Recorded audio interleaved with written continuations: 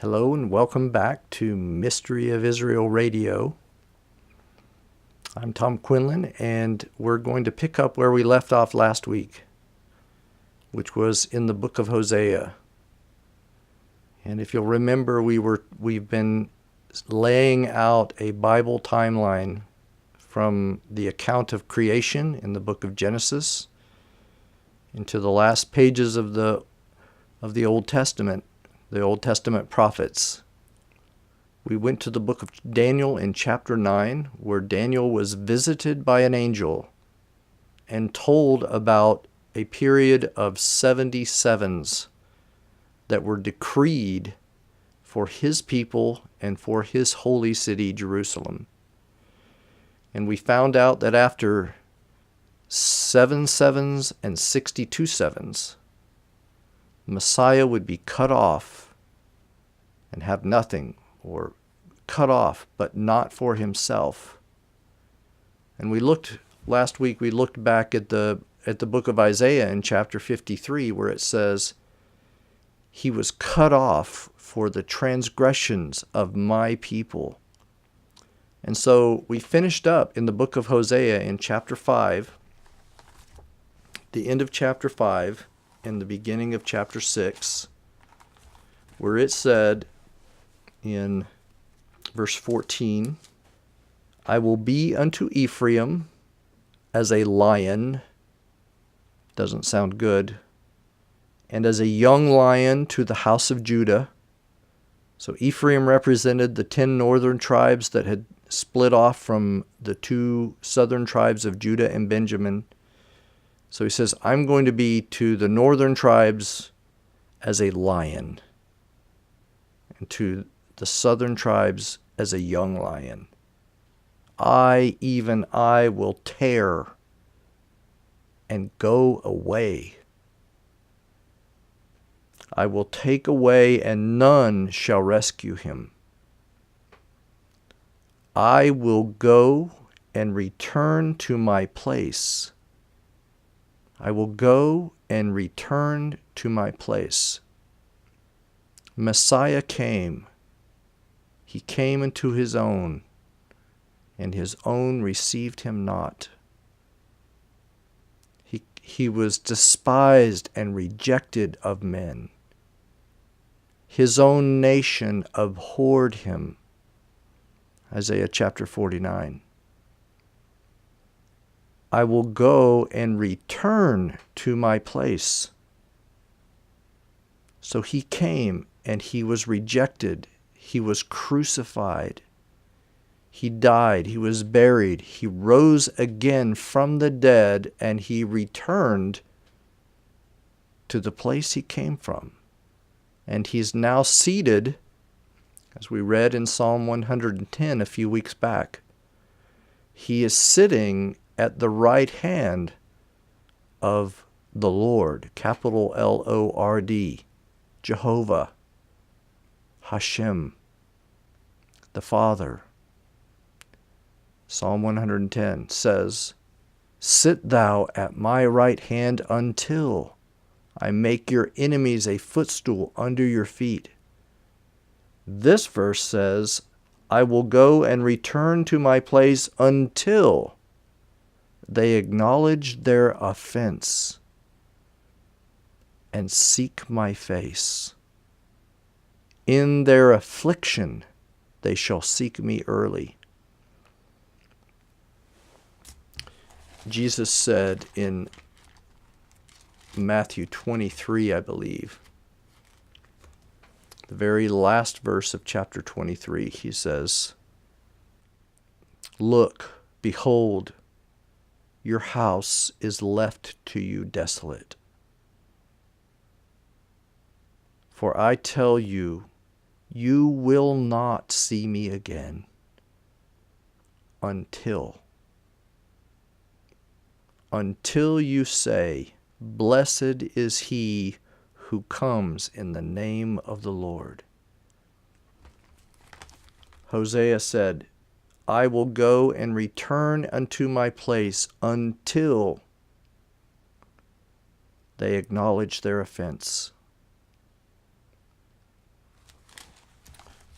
We read at the very first session, this broadcast is called The Mystery of Israel Radio. And we got that from Romans chapter 11. And Paul was teaching the Romans. He says, I do not want you, believers in Jesus, to be ignorant of this mystery. Let's just turn over there real quickly. Romans chapter 11, verse 25. I do not want you to be ignorant of this mystery, lest you should be wise in your own conceits. Israel was wise in her conceits, but I don't want you to be ignorant lest you be wise in your conceits. That blindness in part is happened to Israel until. We just get that word over and over again. Until the fullness of the Gentiles be come in. Until they acknowledge their offense. Until you say, blessed is he who comes in the name of the Lord. But then Hosea continues in chapter 6, verse 1. And this is the sound of the people seeking his face, acknowledging their offense. Come, let us return unto the Lord, for he has torn. God has been responsible for our afflictions, but he will heal us. He has smitten, and he will bind us up. After 2 days, he will revive us. In the 3rd day, he will raise us up, and we shall live in his sight. Now I want you to turn to Psalm 90, which says in verse 4, For 1,000 years in thy sight, Lord, are but as yesterday when it is past, and as I watch in the night. The Apostle Peter said, a day with the Lord is as 1,000 years, and 1,000 years is but as a day. So when Hosea says, after 2 days he will revive us, on the 3rd day he will raise us up, and we shall live in his sight. I want you to think of those 1,000 years. I want you to think of Messiah being cut off by his own, being rejected by his own nation, despised, and we despised and rejected him. We as a nation abhorred him. I want you to think of Messiah being cut off after 69 sevens, 7 sevens and 62 sevens, 483 years. At exactly 4,000 years after the creation account in Genesis, Messiah was cut off, but not for himself. And the last 7 that brings in the consummation of the age is postponed for Daniel's people to fulfill what was said through Moses. We read this in the first session as well, in Deuteronomy chapter 32, verse 21. It said and says, this is the Lord speaking about Israel, they have moved me to jealousy with that which is not God. They have provoked me to anger with their vanities, their worthless idols. I will move them to jealousy with those which are not a people, I will provoke them to anger with a foolish nation. Messiah was cut off by his own. His own received him not. And God has turned this good news to another nation, to the Gentiles, all the other nations. And he has called out of those nations a people for himself that are not of the flesh of Abraham, Isaac, and Jacob. And our calling is to move his own, to move his chosen nation to jealousy.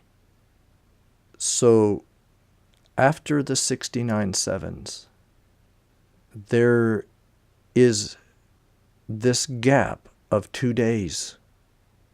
I will go and return to my place until. There's a lapse of time that we find out in the next verse, the next 2 verses, is 2 days. And we were told that a day with the Lord is as 1,000 years, and 1,000 years is as a day. We are getting very close. Just entertain that possibility with me for a moment, that after the crucifixion, after the scattering of the nation of Israel to the 4 corners of the earth, the destruction of their temple, the expulsion from the land of Israel, that after nearly 2,000 years, the nation is brought back, still not believing that Jesus is the Messiah, but meeting necessary conditions for the prophets, the fulfillment of the prophets, that says the final conflict that concludes the age will be around the city of Jerusalem, will be around the nation of Israel. It was required for the fulfillment of all these things for Israel to come back after many generations, Isaiah says. Isaiah 61 verse 4 says, "And they shall build the old wastes. They shall raise up the former desolations, and they shall repair the waste cities, the desolations of many generations." So after nearly 2,000 years, Israel is back in the land, and we're on the cusp of the last 7 of the 77s that were prophesied for the consummation of the age, the bringing in of everlasting righteousness. So we're going to look in great detail at this final 7. If you want to go over these things again, you can find them at zionchristianpress.org/radio. I'm Tom Quinlan, and this has been Mystery of Israel Radio.